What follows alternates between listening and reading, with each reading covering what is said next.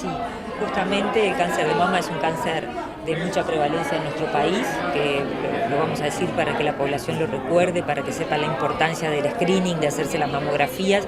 Tenemos unas 700 pacientes que fallecen al año por cáncer de mama, lo que serían 2 pacientes por día, por lo que es un cáncer que realmente estamos ocupándonos desde el punto de vista del Ministerio de Salud Pública. Uno de los pasos más que se han dado dentro de todo lo que ha sido las diferentes prestaciones que se han realizado en los últimos años, la incorporación de nuevos medicamentos, la incorporación de nuevos tamizajes. Lo que vamos a hacer a partir de enero es que con la ayuda, con la cooperación económica del CUDIM, que va a ser quien va a otorgar la resonancia nuclear magnética a aquellas pacientes que tengan alto riesgo de cáncer de mama, que es un grupo de pacientes específico, que tengan alteraciones genéticas, que tengan mamas densas, que hayan recibido radioterapia previo a nivel de tórax y por lo tanto sea difícil el diagnóstico con mamografía, se puedan hacer resonancia nuclear magnética de mama para realizar el diagnóstico precoz del cáncer de mama. Algunas pacientes de la mayoría de los prestadores. Sí, la mayoría de los prestadores van a estar incorporados, todos los prestadores públicos, incluyendo policial y militar, la mayoría de los prestadores integrales privados, y hay un pequeño número que son los seguros privados que no están incluidos, pero bueno, es una disposición que bueno, en algún momento, por lo menos por ahora, no se puede a veces alcanzar de entrada todo el objetivo, pero bueno, la enorme mayoría de la población va a estar cubierta por esta nueva prestación. Para graficar un poco la prescripción, ¿los costos que tiene aproximado ese estudio si se hace a nivel privado? No tengo el valor a nivel privado, pero es muy fácil, lo conseguimos en unos minutitos y se los paso. ¿Este estudio vendría a reemplazar o para ampliar cuando la mamografía no es tan exacta?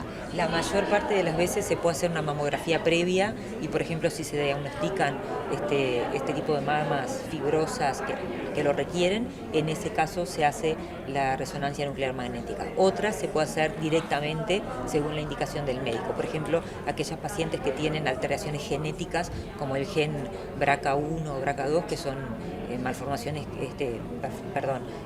alteraciones genéticas que predisponen familiarmente al cáncer de mama, a veces se puede hacer directamente la resonancia en ese grupo de pacientes. Precisamente sobre mamografía, Facino decía que se evalúa bajar a 40 o 45 años. ¿Por qué? ¿Cuál es la situación?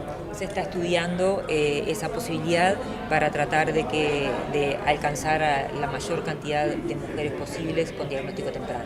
Porque actualmente ha crecido la cantidad de mujeres jóvenes que tienen cáncer de mama. No es que ha crecido la cantidad de mujeres jóvenes, pero bueno, las pautas se van revisando, van creciendo las indicaciones y eso es algo que lo tienen que decidir los expertos, ¿no? Eso está, como lo explicó muy bien la doctora Facino, esto es algo que se va a decidir con la academia y con los expertos en cáncer de mama según las pautas internacionales. ¿Hay una fecha para definir eso?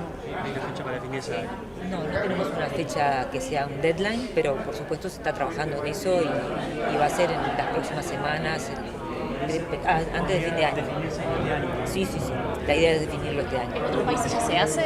¿Ya es menor a 50 años? En algunos países es menor a 50 años, pero no en todos. No es una regla. ¿Qué otra información surge de este día respecto al cáncer de mama? Bueno, respecto al cáncer de mama, como dato importante tenemos que saber que hoy en día las pacientes se diagnostican la mayoría en un estadio 1 y 2, y el estadio 1 y 2, que son estadios tempranos, tienen una curación importante de un 80-90%, o sea que de ahí destacamos que Uruguay tiene un sistema de screening que es muy importante, la realización de la mamografía con el día libre pago para realizarse la mamografía es algo legal en Uruguay y por lo tanto pedimos a la población que se haga el screening de mama, que habitualmente es una mamografía cada 2 años entre los 50 y los 69 años, y si el médico lo requiere por alguna causa especial, por alguna predisposición especial, puede ser con mayor frecuencia. Las mujeres tienen que hacerse este estudio con esa frecuencia, con su día libre, para que si se diagnostica un cáncer de mama sea precoz y tenga posibilidad de tratamiento. Ministra, la saco de este tema y le pregunto a propósito de los casos de escarlatina, ¿cómo está la situación? Hay una serie de recomendaciones que ustedes han dado para los centros educativos. Sí, el caso, la escarlatina en realidad es una de las enfermedades que da el Staphylococcus pyogenes, que es el germen que lo genera, que da escarlatina, da faringitis y da otras infecciones graves que son las que pueden causar la muerte, que son infecciones generalizadas, como puede ser la infección a nivel de la sangre, a nivel articular. Hoy en día tenemos, al día de hoy, hay 7 brotes activos en diferentes escuelas. Recordamos que brotes quieren decir 2 pacientes o más que tengan nexo epidemiológico, y los brotes que tenemos registrados hoy son a nivel de Montevideo, lo cual no quiere decir que no haya en el interior y que se estén reportando en este momento. Esa es la información que tenemos al día de ayer.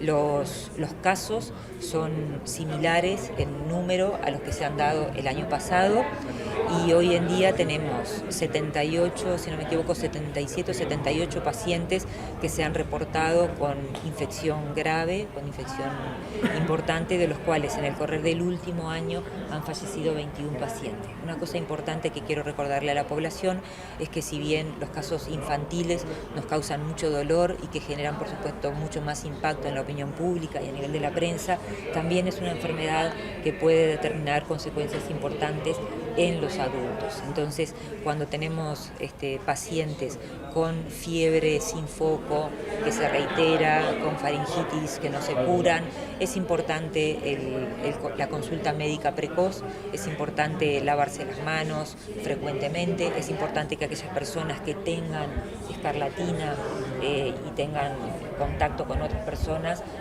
laven sus utensilios, no compartan lo que son los cubiertos, por ejemplo, y por supuesto aquellas personas que estén enfermas con cualquier tipo de enfermedad respiratoria, que no concurran sobre todo a los centros educativos, las personas enfermas. Esos 21 casos que decías, comparados con años anteriores, ¿hay un aumento? Es exactamente el mismo número, si no me equivoco, es muy parecido al año 2019, el año 2020 y 2021 fueron casos que, 2021 sí, y 2020 fueron casos mucho menores casos, pero recordemos que las medidas de prevención que se aplicaron en la pandemia también son medidas de prevención contra este germen. Por lo tanto, la causa del descenso es porque hubo un incremento muy importante en lo que son las medidas preventivas. El histórico, excepto los años de pandemia, el histórico es aproximadamente el mismo. Lo que tenemos sí, que capaz que es importante aclararlo, es que en estos últimos 2 años ha habido un pequeño cambio en cuanto a la epidemiología.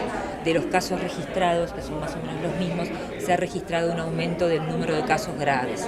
Entonces hay que tener una vigilancia epidemiológica muy activa, que la está teniendo el Ministerio de Salud Pública.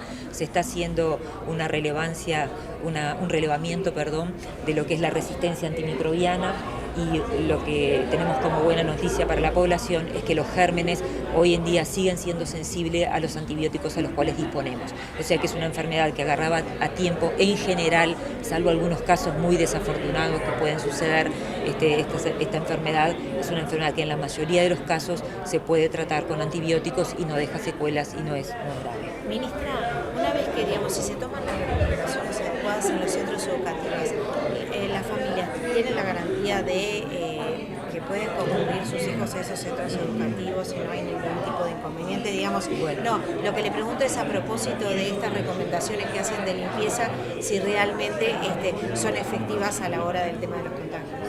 Bueno, las recomendaciones son efectivas, y el lavado de manos, el no concurrir enfermo a la escuela, la consulta temprana son las recomendaciones que se dan.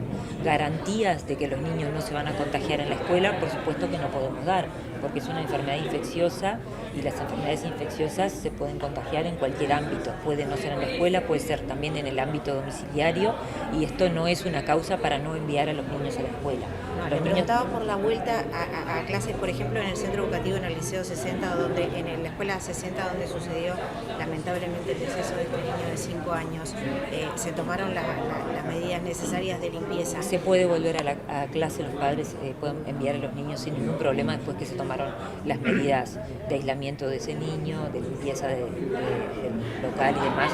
No hay riesgo para los niños, pueden perfectamente volver a concurrir a clases. En esta época del año, según indicaba el comunicado del Ministerio. Y bueno, son virus estacionales, ¿no?, que se relacionan, y bacterias, en este caso es una bacteria, pero es estacional, tiene una circulación más importante en esta época del año, como pueden ser los virus de índole digestiva o las diarreas, que son más frecuentes a nivel del verano. En esta época son más frecuentes estas enfermedades. Usted nombraba un caso nombraba brotes en Colonia, pero hay en Montevideo, sí. Pero hay en otros también departamentos casos, ¿en cuáles serían? Nosotros no tenemos informados brotes en otros departamentos, si no se los hubiese dicho, pero no sabemos si en este momento nos están registrando. Los datos que yo tengo son de ayer a las 10 de la noche. Hoy en la mañana no sabemos. Porque la inspectora técnica de primaria ayer justamente manifestaba que había 7 casos en Montevideo y 1 en Colonia. Los casos aislados no son de reporte obligatorio. Lo que es de reporte obligatorio son los brotes, y de reporte obligatorio son aquellas enfermedades que salen de la presentación clínica habitual. Por ejemplo, cuando dan una invasión sistémica y un caso grave, eso es de reporte obligatorio. Pero pueden haber casos de escarlatina, de enfermedades que no sean graves, que no sean brotes, que no estén reportados al Ministerio de Salud Pública. Eso puede pasar, sí.